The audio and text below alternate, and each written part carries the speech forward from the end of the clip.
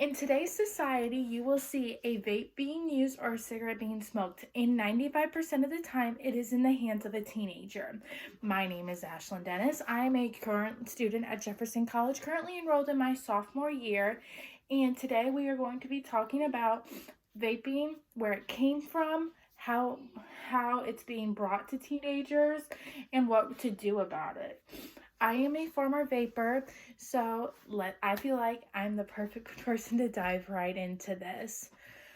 So, let's start with the history of vaping. The first vape was ever created in 1930 by a man whose doctor actually prescribed him it to get him off cigarettes. Now, we don't know if it was actually ever manufactured. Now, with that, it has grown there tremendously. There is so many different types of vapes. There's so many different flavors. But first, we're going to talk about the many different types. When it comes to vapes and nicotine products, there are vapes ranges in size from huge to small.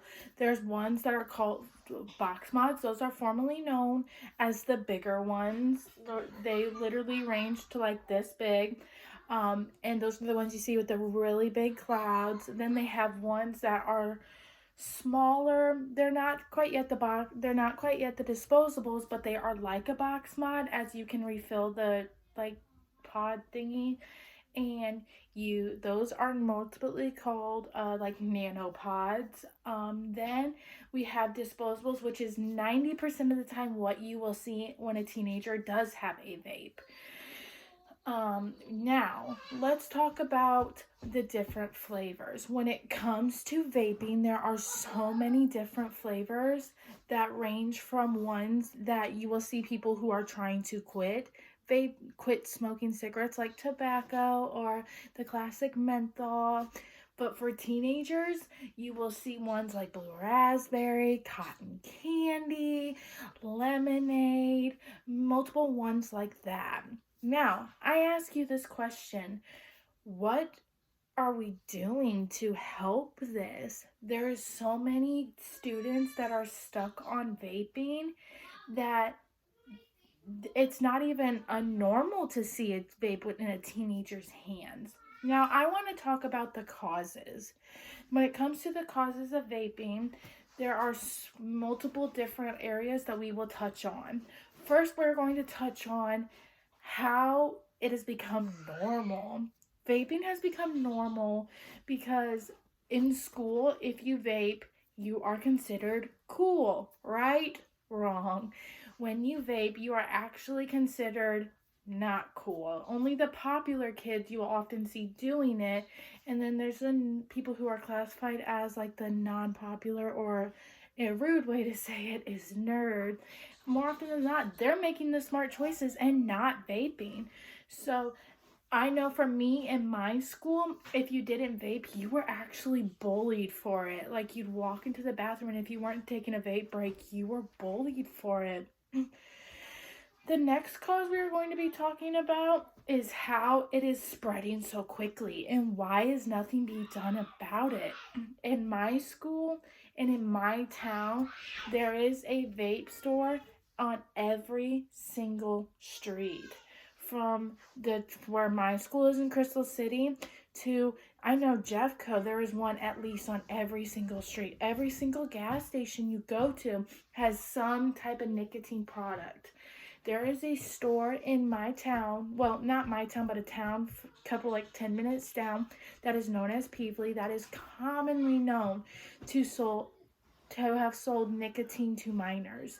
And this issue is something that is very serious, and nothing is being done. In my opinion, there is there is council meetings we can go to. There is new laws that could be made for this. And I ask you the question, why hasn't that been done?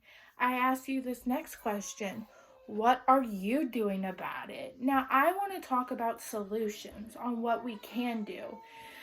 I first urge you parents, get involved. Do not let this just become something normal. For me, It was normal for my family. My older sister did it. My little sister was too young, but I was one who joined the bandwagon. My parents never did anything when they found my vapes. They just let it slide and just were like, well, nothing we can do. Parents, I urge you, if you find your student vaping, I urge you to get on it, to say something to them, but make sure you do it with love. And parents, be honest with your kids. If you're vaping, tell them, hey, I know you see me doing this, but this isn't something you want. As an aunt and an older sister, I tell my siblings and my niece all the time, this was not something you want to do. This is not something you want to have. It is a nasty habit. And parents, I urge you, if you find it and you go to address them with it, do not do it hatefully and just rip it from them, because they'll just go buy another one, or they probably have 4 more in their room.